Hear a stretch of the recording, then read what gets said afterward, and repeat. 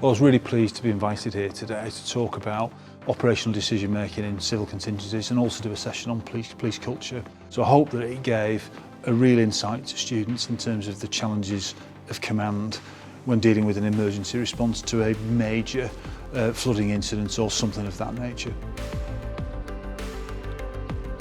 Policing is a fantastic profession, and whilst they're studying they get the opportunity to understand many aspects of policing. My advice to everyone is to work hard at your studies, to make sure that you pay as much attention to the analytical skills that you develop, your ability to be able to communicate both as a written argument and orally, and your ability to be able to decipher quickly large amounts of information, because that's just as important as the academic knowledge you'll gain about policing and the history of policing.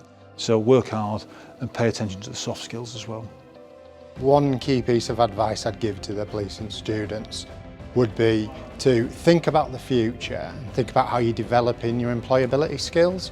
So volunteering is a great opportunity to take up to sort of give you the experience and the examples you'll need to get through the police process. We've had a lot of students who've come to us who've gone on to do volunteering. It gives them an opportunity to deal with people who are maybe suffering trauma or people who are angry, upset, tired. Whatever that may be, dealing with people in the worst time, it's a great experience for when you actually become a police officer and deal with people in their worst state, as it were. I think that's the key thing, because the process to get in the police is really difficult. So it's really important that we get the best people and that you prepare the best you can to get into that role.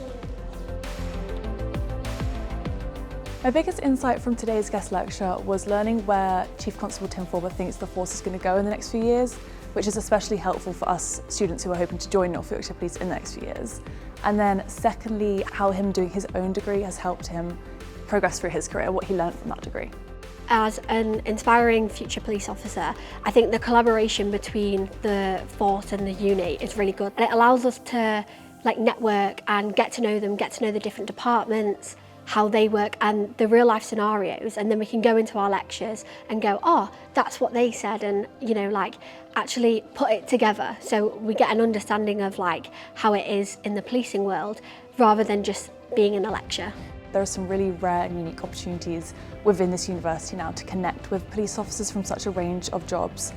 We do kind of coffee meetings which are more casual and in a group setting, and then we also have one-to-one mentoring, which is really fantastic to progress your own career.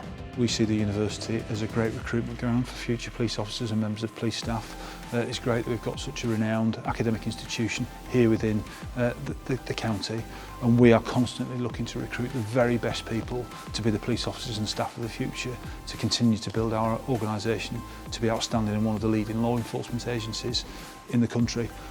Aside from that though, one of the things that I'm really passionate about is evidence-based policing and making sure that we're using the evidence base to inform our problem solving, to make sure that we can provide the best service to the communities of North Yorkshire. And I see that there's many opportunities for a future academic partnership with the university.